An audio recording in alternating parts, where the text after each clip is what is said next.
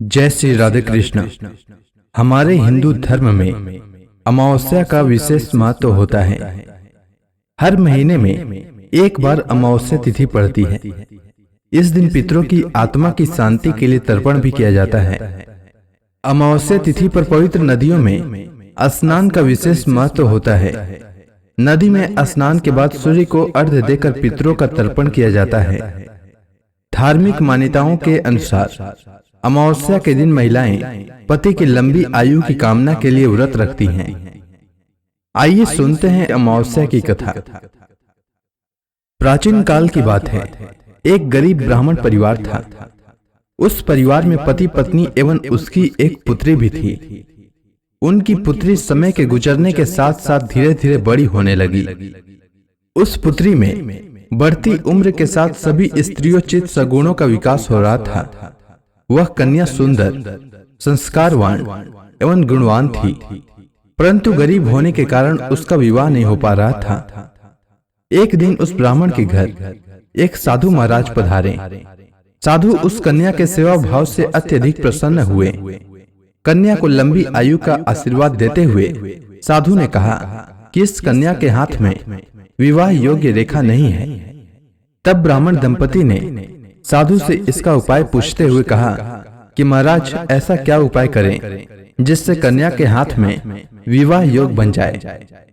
तब साधु महाराज ने कुछ देर विचार करने के बाद अपनी अंतर्दृष्टि में ध्यान करके बताया कि कुछ ही दूरी पर एक गांव में सोना नाम की एक धोबिन महिला अपने बेटे और बहू के साथ रहती है, जो बहुत ही आचार विचार एवं संस्कार संपन्न तथा पति परायण है। यदि यह सुकन्या उस धोबिन की सेवा करे और वह महिला इसकी शादी में अपने मांग का सिंदूर लगा दे तथा उसके बाद इस कन्या का विवाह हो जाए, तो इस कन्या का वैधव्य योग मिट सकता है। साधु ने यह भी बताया कि वह महिला कहीं बाहर आती जाती नहीं है। यह बात सुनकर ब्राह्मणी ने अपनी बेटी से धोबिन की सेवा करने का प्रस्ताव रखा। अगले दिन से ही कन्या प्रातः काल ही उठकर सोना धोबिन के घर जाकर साफ सफाई एवं अन्य सारे कार्य करके वापस अपने घर आने लगी। एक दिन सोना धोबिन अपनी बहू से पूछती है कि तुम तो सुबह ही उठकर सारे काम कर लेती हो और पता भी नहीं चलता। बहू ने कहा, माँ जी, मैंने तो सोचा कि आप ही सुबह उठकर सारे काम खुद ही खत्म कर लेती हैं। मैं तो देर से उठती हूँ।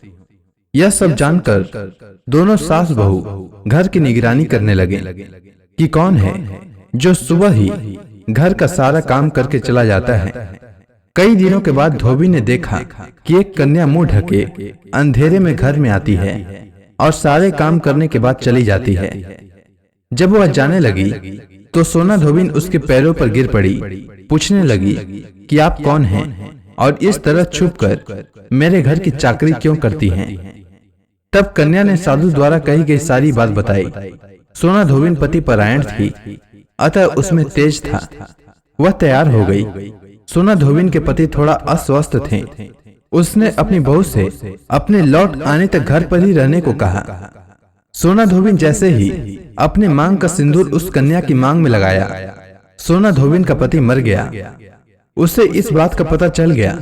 वह घर से नीरा जल ही निकली थी। यह सोचकर कि रास्ते में कहीं पीपल का पेड़ मिलेगा तो उसकी पूजा करके और उसकी परिक्रमा करके उसके बाद जल ग्रहण करेगी। उस दिन अमावस्या थी। उसने पीपल के पेड़ का 108 बार परिक्रमा की और उसके बाद जल ग्रहण किया। ऐसा करते ही उसके पति के मृत शरीर में वापस जान आ गई। धोबिन का पति फिर से जीवित हो गया। इसीलिए जो भी अमावस्या का व्रत करता है और पीपल के पेड़ की 108 बार परिक्रमा करता है, उसके सभी प्रकार की विपत्तियां टल जाती है। उम्मीद है आपको अमावस्या की कथा अच्छी लगी होगी। धन्यवाद।